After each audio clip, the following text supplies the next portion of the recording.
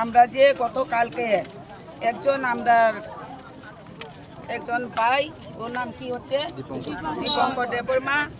অনেক রাত্র আয়াসাইরা বাড়ির নির্দোষ, কিন্তু কোনো প্রমাণপত্র নেই, কি খারাপ করছে না করছে কিছু বুঝে না। এর মধ্যে হে বাড়িতে আয়াসাইরা অজিত দেববর্মা স্টাফ আইনিয়াসাইরা ওসি চাম্পার পিএসের রাত্র বহুত 10টা 12টা দাং না রাত 11টার মধ্যে ওর বাড়িতে এসে অনেক জবাজস্তি করে ওনাকে তিনি অজিত দেববর্মা এর স্টাফ মাইনে ওর বাড়ি থেকে আমরা দীপঙ্কর ভাই নির্দোষে জবাজস্তি করে অ্যারেস্টমেন্ট করছি। এখন এই ভাইয়ের জন্যে আমরা নির্দোষ ব্যক্তি, কিন্তু ও ভাইয়ের জন্যে আমরা এখন জাস্টিস চেয়েছি। আমরা মহিলা সব মিলে এখন আন্দোলন দিতেছে। একটা আছে আমরা নির্দোষে যদি আমরা লোকে যখন এখন হ্যারাসমেন্ট করতেছে বাড়িতে আইয়াছে এখন বাচ্চা পোলাপানের লোকে রাত্র বউ আছে বাচ্চা আছে বিছনার মধ্যে, এর মধ্যে জবাজস্তি কইরা পাইনা গাড়ির মধ্যে উঠাইয়া এইভাবে একটা অপরাধী, এই লোকের কোনো নাই। আমরা নির্বাচনের আগে যখন আমরা প্রার্থী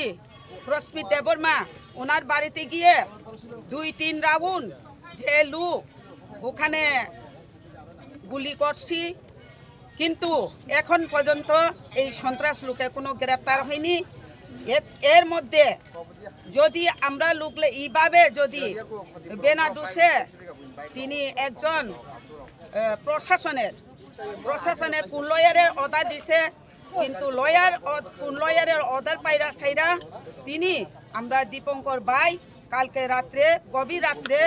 হেরা পিএস আন্ডারের আমরা পিএস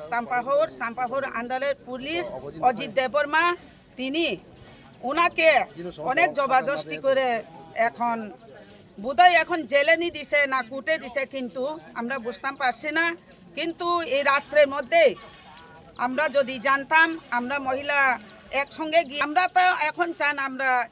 চাম্পার পিএস যদি আমরা আওয়াজ না শুনে আমরা যদি জাস্টিস না দেয়, এই বাইয়ের আজকের দিনের মধ্যে যদি সাইরা না দেয় আমরা কঠোর আন্দোলনে যাইব। আমরা পিএসের মধ্যে আমরা গ্রেপ্তার দিওনের বাধ্যমূলক হতে পারে, কিন্তু এখন দিন আমরা টাইম দিচ্ছি 3টা-4টার মধ্যে যদি বাইকে যদি না ছাড়ে পিএস ওসি সাহেব অজিত দেববর্মা ওনাকে আমরা বদলি করা